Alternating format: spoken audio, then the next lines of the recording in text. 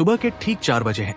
Singapore के पास Malacca जलद मरुमध्य के शांत लेकिन बेहद व्यस्त समुद्री मार्ग पर एक विशाल कंटेनर जहाज आगे बढ़ रहा है। 400 मीटर लंबा, 24,000 कंटेनर उसके पेट में भरे हुए। इलेक्ट्रॉनिक्स, मशीनें, दवाइयाँ, कारों के parts, mobile phone, computer chips और दुनिया भर की फैक्ट्रियों को चलाने वाला सामान। सिर्फ इस एक जहाज पर मौजूद कार्गो की कीमत $500 मिलियन से भी अधिक है। लेकिन असली कहानी इस जहाज की नहीं है। असली कहानी उस रास्ते की है जिससे ये गुजर रहा है। हर 6 मिनट में एक नया जहाज, हर घंटे लगभग 10 जहाज, हर साल 90,000 से अधिक जहाज, करीब $5 ट्रिलियन का व्यापार, दुनिया के कुल समुद्री व्यापार का लगभग 30%।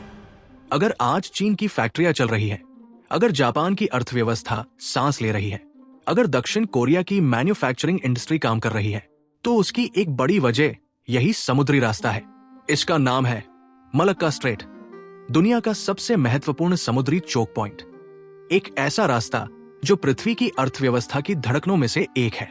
और इसी समुद्री रास्ते से सिर्फ 90 नॉटिकल मील दूर भारत कुछ ऐसा बना रहा है जिसके बारे में दुनिया अभी उतनी बात नहीं कर रही जितनी उसे करनी चाहिए। एक छोटा सा द्वीप, एक ऐसी जगह जिसे दशकों तक लगभग भुला दिया गया था, लेकिन अगले 10 वर्षों में यही जगह एशिया की सबसे महत्वपूर्ण रणनीतिक लोकेशनों में बदल सकती है। उसका नाम है ग्रेट निकोबार। और ये कहानी सिर्फ एक द्वीप की नहीं है, ये कहानी है भारत की सबसे बड़ी समुद्री रणनीति की। ये कहानी है उस चाल की जो बिना एक भी गोली चलाए हिंद महासागर के शक्ति संतुलन को बदल सकती है। लेकिन इस कहानी को समझने के लिए हमें नक्शे पर थोड़ा पीछे जाना होगा, क्योंकि जियोपॉलिटिक्स में एक नियम हमेशा सच होता है। भूगोल कभी झूठ नहीं बोलता। देश बदलते हैं, सरकारें बदलती हैं, सैन्य गठबंधन बदलते हैं, लेकिन भूगोल वही रहता है। और कई बार वही भूगोल किसी देश की सबसे बड़ी ताकत बन जाता है। अंडमान और निकोबार द्वीप समूह बंगाल की खाड़ी के पूर्वी हिस्से में स्थित है। 800 से अधिक द्वीपों की एक लंबी श्रृंखला उत्तर से दक्षिण तक फैली हुई। यदि आप भारत के नक्शे को देखें तो ऐसा लगेगा मानो ये द्वीप समुद्र के बीचों बीच एक प्राकृतिक दीवार की तरह खड़े हैं। और इस पूरी श्रृंखला के सबसे दक्षिणी सिरे पर स्थित है ग्रेट निकोबार। ये भारत का आखिरी द्वीप है। इसके सबसे दक्षिणी बिंदु को कहा जाता है इंदिरा पॉइंट। यही भारत का सबसे दक्षिणी भूभाग है। यहाँ से इंडोनेशिया सिर्फ 145 किलोमीटर दूर है। और इसके ठीक ऊपर स्थित है वो रास्ता जिसके बारे में पूरी दुनिया चिंतित रहती है, मलक्का स्ट्रेट, यानी दुनिया के सबसे महत्वपूर्ण समुद्री व्यापारिक मार्गों में से एक। लेकिन सवाल है, अगर ये जगह इतनी महत्वपूर्ण थी तो भारत ने इतने सालों तक इसका इस्तेमाल क्यों नहीं किया? जवाब थोड़ा अजीब है, क्योंकि कई बार सबसे कीमती चीजें हमारे सामने होते हुए भी नजर नहीं आती। 1947 के बाद भारत का ध्यान मुख्य रूप से अपनी सीमाओं, विकास और आंतरिक चुनौतियों पर रहा।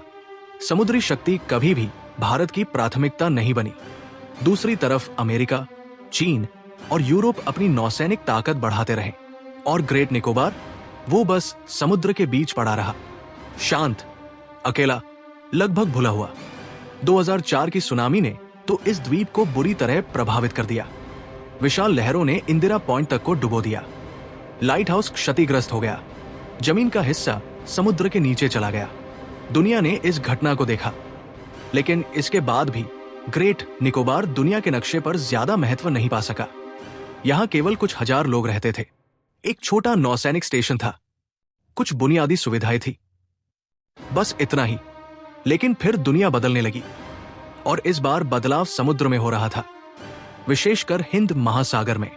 साल 2010 के बाद चीन ने अपनी समुद्री रणनीति को तेजी से आगे बढ़ाना शुरू किया। बीजिंग को एक समस्या परेशान कर रही थी। उसकी अर्थव्यवस्था तेजी से बढ़ रही थी।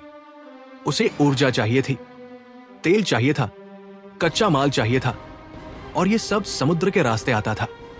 लेकिन समुद्र पर उसका नियंत्रण नहीं था। इसलिए चीन ने पूरे हिंद महासागर क्षेत्र में अपनी मौजूदगी बढ़ानी शुरू कर दी। पहले जिबूती, फिर श्रीलंका का हम्बनटोटा बंदरगाह, फिर पाकिस्तान का ग्वादर, फिर म्यांमार के कोको द्वीप।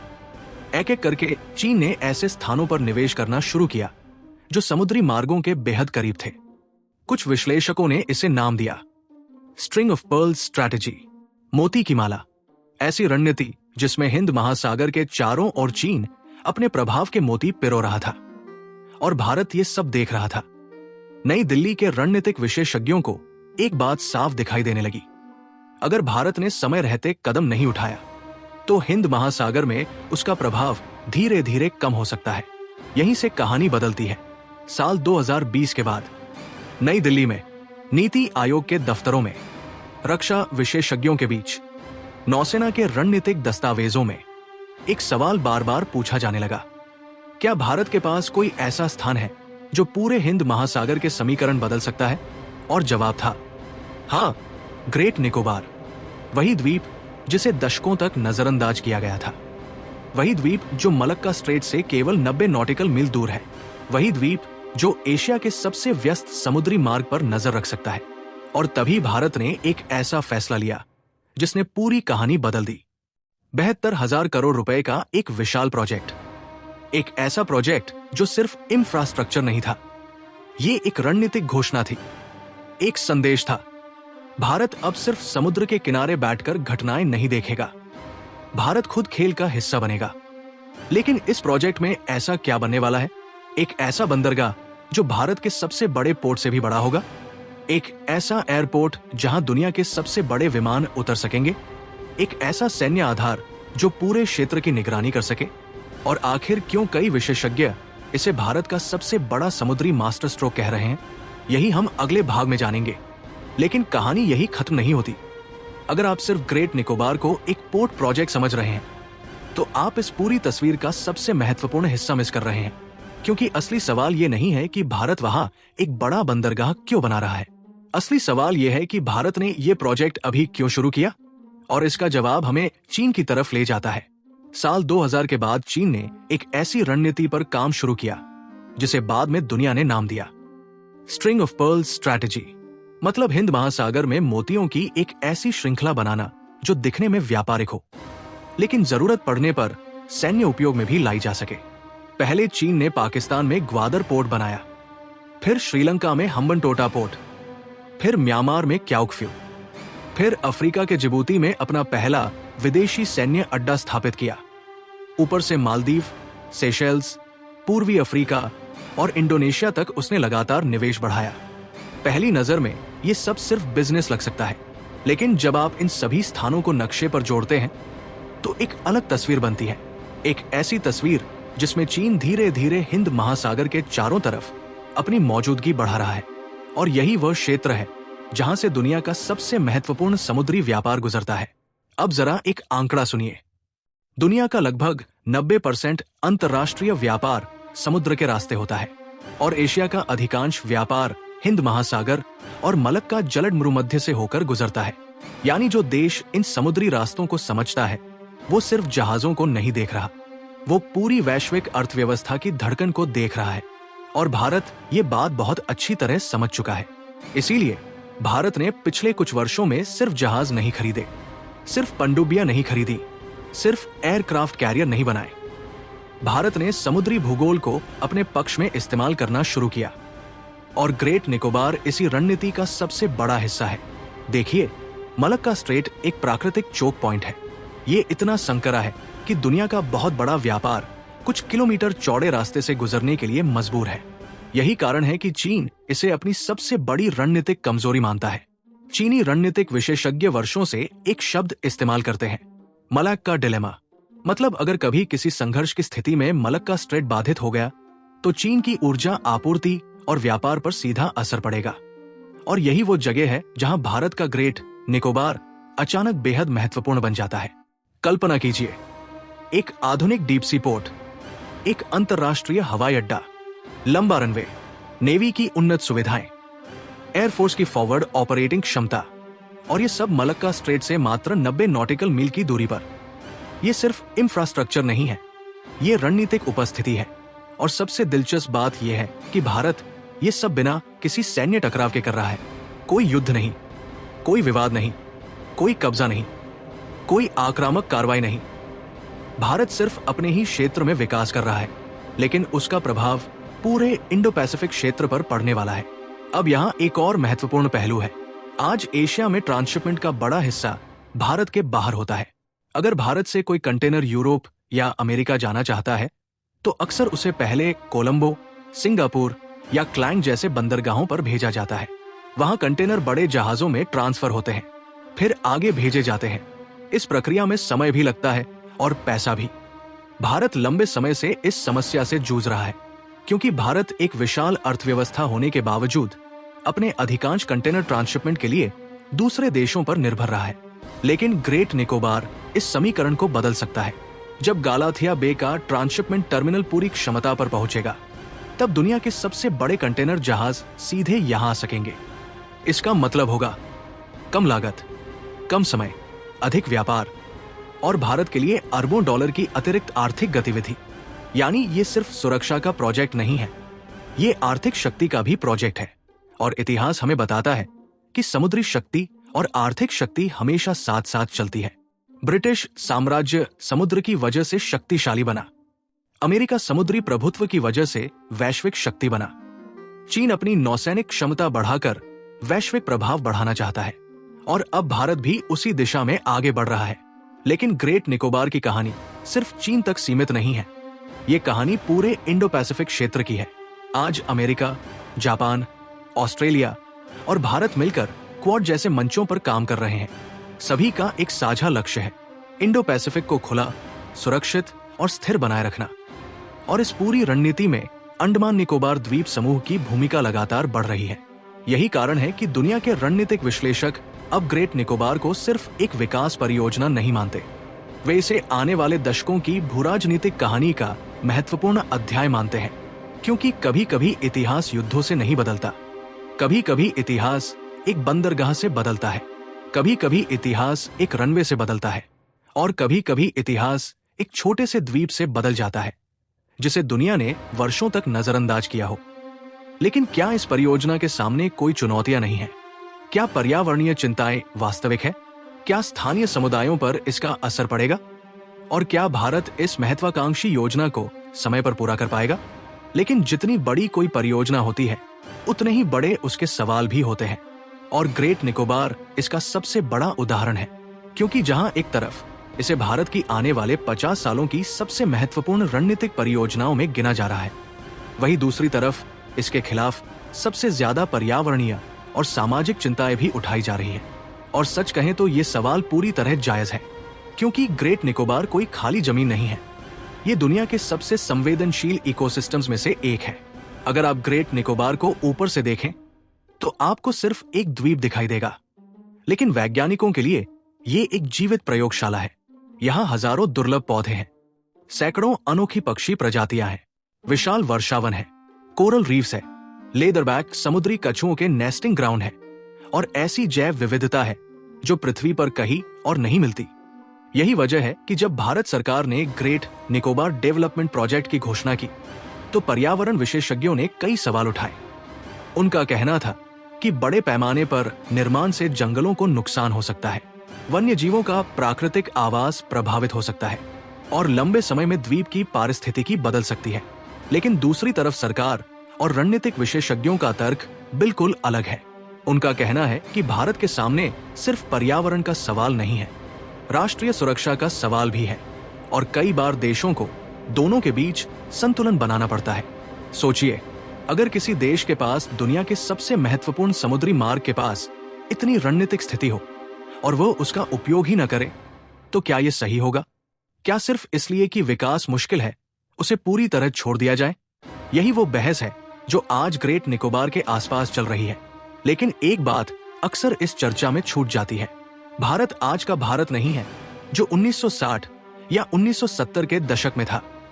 आज बड़े इंफ्रास्ट्रक्चर प्रोजेक्ट्स में पर्यावरणीय मूल्यांकन, पुनर्वास योजनाएं और संरक्षण कार्यक्रम पहले की तुलना में कहीं अधिक विस्तृत है। इसका मतलब ये नहीं कि सब कुछ परफेक्ट होगा, लेकिन ये जरूर है कि विकास और संरक्षण के बीच संतुलन बनाने की कोशिश पहले से ज्यादा गंभीर है। अब बात करते हैं उन लोगों की जो इस द्वीप पर रहते हैं। ग्रेट निकोबार सिर्फ जंगलों का घर नहीं है, ये कुछ अत्यंत संवेदनशील आदिवासी समुदायों का भी घर है, विशेष रूप से शोम्पेन और निकोबारी जनजातियां। इनकी आबादी बहुत छोटी है, इनकी संस्कृति हजारों साल पुरानी है, और इनकी जीवन शैली आधुनिक दुनिया से काफी अलग है। यही कारण है कि परियोजना की सबसे बड़ी जिम्मेदारियों में से एक है इन समुदायों की पहचान, संस्कृति और जीवन शैली की रक्षा। क्योंकि किसी भी विकास परियोजना की सफलता सिर्फ उसकी आर्थिक वैल्यू से नहीं मापी जाती, ये भी देखा जाता है कि उसने वहां के लोगों को कितना सम्मान दिया। लेकिन अगर हम बड़े भूराजनीतिक परिप्रेक्ष्य में देखें तो भारत के पास समय बहुत कम है, क्योंकि हिंद महासागर में प्रतिस्पर्धा तेजी से बढ़ रही है। पिछले 15 वर्षों में चीन ने अपनी नौसैनिक शक्ति को अभूतपूर्व स्तर पर बढ़ाया है। आज उसके पास दुनिया की सबसे बड़ी नौसेना है। उसने दर्जनों नए युद्धपोत बनाए हैं, एयरक्राफ्ट कैरियर्स तैनात किए हैं और इंडो पैसिफिक क्षेत्र में अपनी मौजूदगी लगातार बढ़ाई है। अब यहाँ एक दिलचस्प बात समझिए, समुद्री शक्ति सिर्फ जहाजों की संख्या से तय नहीं होती। अगर ऐसा होता तो हर बड़ा देश समुद्री महाशक्ति बन जाता। असल शक्ति होती है लोकेशन, और यही भारत की सबसे बड़ी ताकत है। भारत हिंद महासागर के बीचों बीच स्थित है। नक्शा उठाकर देखिए, पूर्व में मलक्का स्ट्रेट, पश्चिम में हॉर्मुज, दक्षिण में अफ्रीका की ओर जाने वाले समुद्री मार्ग। भारत लगभग हर महत्वपूर्ण शिपिंग लेन के केंद्र में बैठा है। यही वजह है कि अमेरिकी रणनीतिकार दशकों से कहते आए हैं, India is the natural guardian of the Indian ocean. और ग्रेट निकोबार इसी प्राकृतिक लाभ को वास्तविक शक्ति में बदलने की कोशिश है। अब कल्पना कीजिए कि वर्ष 2035 आ चुका है। गालाथिया बे पूरी तरह ऑपरेशनल है। विशाल कंटेनर जहाज वहां नियमित रूप से आ रहे हैं। अंतर्राष्ट्रीय एयरपोर्ट पूरी क्षमता से काम कर रहा है। हजारों लोग वहां रोजगार पा चुके हैं और भारतीय नौसेना की उपस्थिति पहले से कहीं अधिक मजबूत हो चुकी है।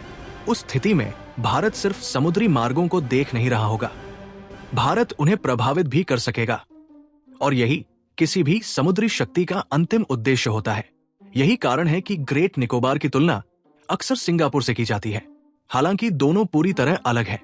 सिंगापुर एक शहर राज्य है, ग्रेट निकोबार एक भारतीय द्वीप। लेकिन दोनों की ताकत एक जैसी है, जियोग्राफी, भूगोल। सिंगापुर ने अपनी लोकेशन का उपयोग करके खुद को दुनिया के सबसे महत्वपूर्ण व्यापारिक केंद्रों में बदल दिया।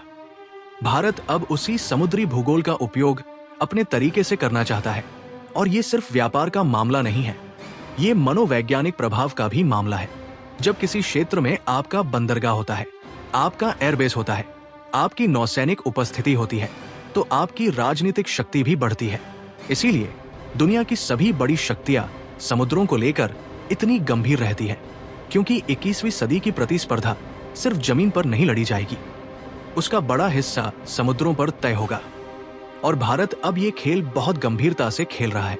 लेकिन कहानी का सबसे महत्वपूर्ण हिस्सा अभी बाकी है, क्योंकि ग्रेट निकोबार सिर्फ एक बंदरगाह नहीं है, ये भारत की एक बहुत बड़ी रणनीतिक सोच का हिस्सा है। एक ऐसी सोच जो 2015 में शुरू हुई थी, एक ऐसी सोच जिसका लक्ष्य सिर्फ एक द्वीप का विकास नहीं, बल्कि पूरे हिंद महासागर क्षेत्र में भारत की स्थिति को बदलना है। और यही हमें इस कहानी के अंतिम और सबसे महत्वपूर्ण अध्याय तक ले जाता है। इतिहास में कुछ फैसले ऐसे होते हैं जिनका असर तुरंत दिखाई नहीं देता। जब वे लिए जाते हैं तब लोग उन्हें सिर्फ एक सरकारी प्रोजेक्ट समझते हैं, एक और पोर्ट, एक और एयरपोर्ट, एक और इंफ्रास्ट्रक्चर योजना। लेकिन वर्षों बाद वही प्रोजेक्ट किसी राष्ट्र की दिशा बदल देते हैं। ग्रेट निकोबार शायद भारत के लिए ऐसा ही एक फैसला साबित होने वाला है। अगर हम इस पूरी कहानी को सिर्फ एक बंदरगाह परियोजना के रूप में देखें तो हम इसकी असली अहमियत को समझ ही नहीं पाएंगे, क्योंकि ये कहानी जहाजों की नहीं है, ये कहानी भूगोल की है, ये कहानी शक्ति की है, और सबसे बढ़कर ये कहानी भविष्य की है। 2015 में प्रधानमंत्री नरेंद्र मोदी ने एक विजन रखा था, नाम था Sagar, security and growth for all in the region. पहली नजर में ये सिर्फ एक कूटनीतिक नारा लग सकता था, लेकिन पिछले 10 सालों की घटनाओं को देखें तो साफ समझ आता है कि भारत धीरे धीरे इसी विजन को जमीन पर उतार रहा है। भारत ने मॉरिशस के साथ सहयोग बढ़ाया, सेशल्स में अपनी उपस्थिति मजबूत की, मालदीव में सुरक्षा सहयोग बढ़ाया, ओमान के डुकमुक पोर्ट तक पहुंच बनाई, फ्रांस के साथ हिंद महासागर में रणनीतिक साझेदारी विकसित की, ऑस्ट्रेलिया, जापान और अमेरिका के साथ इंडो पैसिफिक सहयोग को मजबूत किया। और अब ग्रेट निकोबार इस पूरे विजन का सबसे महत्वपूर्ण भौतिक प्रतीक बनकर उभर रहा है। क्यों? क्योंकि शक्ति सिर्फ हथियारों से नहीं आती, शक्ति पहुंच से आती है। रीच, एक्सेस, प्रेजेंस, यदि किसी देश के पास दुनिया का सबसे शक्तिशाली युद्धपोत हो, लेकिन उसे सही जगह तैनात करने की क्षमता न हो, तो उसकी शक्ति सीमित रह जाती है। लेकिन अगर किसी देश के पास सही लोकेशन हो, तो वो अपेक्षाकृत कम संसाधनों के साथ भी असाधारण प्रभाव पैदा कर सकता है। और ग्रेट निकोबार भारत को यही देता है। आज भारत की मुख्य भूमि से मलक्का स्ट्रेट काफी दूर है, लेकिन ग्रेट निकोबार उस दूरी को लगभग समाप्त कर देता है। अब भारत केवल हिंद महासागर को दूर से देखने वाला देश नहीं रहेगा, भारत उस क्षेत्र में स्थायी उपस्थिति रखने वाला देश बन जाएगा। कल्पना कीजिए वर्ष 2040 का। एक विशाल कंटेनर जहाज यूरोप से एशिया की ओर बढ़ रहा है। उसका रास्ता वही पुराना है, स्वेज नहर, हिंद महासागर, मलक्का स्ट्रेट। लेकिन अब रास्ते में एक नया समुद्री केंद्र मौजूद है, ग्रेट निकोबार। जहाज वहां ईंधन भर सकता है, कार्गो ट्रांसशिपमेंट कर सकता है, मरम्मत सुविधाएं प्राप्त कर सकता है, सप्लाई ले सकता है, और आसपास की पूरी समुद्री गतिविधि भारतीय निगरानी नेटवर्क के दायरे में होगी। यही समुद्री शक्ति की वास्तविक परिभाषा है। हर जहाज को रोकना नहीं, हर जहाज को नियंत्रित करना नहीं, बल्कि ये सुनिश्चित करना कि आपके क्षेत्र में होने वाली हर गतिविधि की जानकारी आपको हो। और यही कारण है कि आधुनिक युद्धों में जानकारी, निगरानी और समुद्री जागरूकता पहले से कहीं अधिक महत्वपूर्ण हो गई है। आज भारतीय नौसेना के पास P-8I, पोसेडन जैसे अत्याधुनिक समुद्री निगरानी विमान है, उन्नत रडार नेटवर्क है, सैटेलाइट आधारित निगरानी प्रणाली है, अंडमान और निकोबार कमांड है, और ग्रेट निकोबार इन सभी क्षमताओं को एक नई गहराई देने वाला है। लेकिन इसका सबसे बड़ा असर शायद सैन्य क्षेत्र में नहीं होगा, सबसे बड़ा असर अर्थव्यवस्था में होगा। याद रखिए, इतिहास में जो देश समुद्री व्यापार को नियंत्रित करते हैं, वे अक्सर वैश्विक अर्थव्यवस्था में भी प्रमुख भूमिका निभाते हैं। ब्रिटेन इसका उदाहरण है, अमेरिका इसका उदाहरण है, सिंगापुर इसका उदाहरण है। भारत आज दुनिया की सबसे तेजी से बढ़ती बड़ी अर्थव्यवस्थाओं में से एक है। अगले 20 वर्षों में भारत का व्यापार कई गुना बढ़ने वाला है। मैन्युफैक्चरिंग बढ़ेगी, एक्सपोर्ट बढ़ेंगे, सप्लाई चेन का महत्व बढ़ेगा, और इस पूरे भविष्य को संभालने के लिए भारत को विश्व स्तरीय समुद्री इंफ्रास्ट्रक्चर चाहिए होगा। ग्रेट निकोबार उसी भविष्य की तैयारी है। ये आज के लिए नहीं बनाया जा रहा, ये 2050 के भारत के लिए बनाया जा रहा है। और शायद यही इस परियोजना की सबसे बड़ी खूबी है, क्योंकि अधिकांश देश वर्तमान समस्याओं को हल करने में व्यस्त रहते हैं, लेकिन बड़ी शक्तियां भविष्य की समस्याओं के लिए तैयारी करती है। जब सिंगापुर ने अपना पोर्ट बनाया था, तब किसी ने नहीं सोचा था कि वो दुनिया के सबसे महत्वपूर्ण व्यापारिक केंद्रों में शामिल होगा। जब दुबई ने जेबेल अली पोर्ट विकसित किया था, तब भी बहुत लोगों ने उस पर सवाल उठाए थे। लेकिन समय ने दिखाया कि भूगोल और दूरदृष्टि का सही मेल क्या कर सकता है। आज भारत भी कुछ वैसा ही करने की कोशिश कर रहा है, और यदि ये परियोजना अपनी पूरी क्षमता तक पहुंचती है, तो आने वाले दशकों में ग्रेट निकोबार सिर्फ एक द्वीप नहीं रहेगा, ये एक प्रतीक बन जाएगा। एक प्रतीक कि भारत अब सिर्फ एक महाद्वीपीय शक्ति नहीं है, भारत एक समुद्री शक्ति भी है। एक प्रतीक कि हिंद महासागर केवल नक्शे पर भारत के आसपास मौजूद जलराशि नहीं है, ये भारत की रणनीतिक पहचान का हिस्सा है। और एक प्रतीक कि 21वीं सदी में शक्ति सिर्फ जमीन पर नहीं मापी जाएगी, शक्ति समुद्रों में भी मापी जाएगी, व्यापार मार्गों में भी मापी जाएगी, कनेक्टिविटी में भी मापी जाएगी। शायद यही कारण है कि ग्रेट निकोबार की कहानी किसी बंदरगाह की कहानी नहीं है, ये एक सोच की कहानी है। एक ऐसी सोच जो कहती है कि अगर भूगोल आपको अवसर देता है, तो उसे नजरअंदाज मत करो, उसे अपनी ताकत में बदलो। आज मलक्का स्ट्रेट से गुजरते हजारों जहाज शायद ग्रेट निकोबार को नोटिस भी नहीं करते, लेकिन आने वाले वर्षों में वही जहाज एक ऐसे समुद्री केंद्र के पास से गुजरेंगे जो भारत की नई समुद्री महत्वाकांक्षा का प्रतीक होगा। और तब शायद दुनिया ये समझेगी कि भारत ने केवल एक द्वीप विकसित नहीं किया था, भारत ने हिंद महासागर में अपनी जगह को फिर से परिभाषित किया था। ये सिर्फ ग्रेट निकोबार की कहानी नहीं है, ये भारत के समुद्री पुनर्जागरण की कहानी है। और शायद आने वाले दशकों में जब इंडो पैसिफिक की नई शक्ति संरचना लिखी जाएगी, तो उसके सबसे महत्वपूर्ण अध्यायों में से एक का नाम होगा ग्रेट निकोबार। जय हिंद।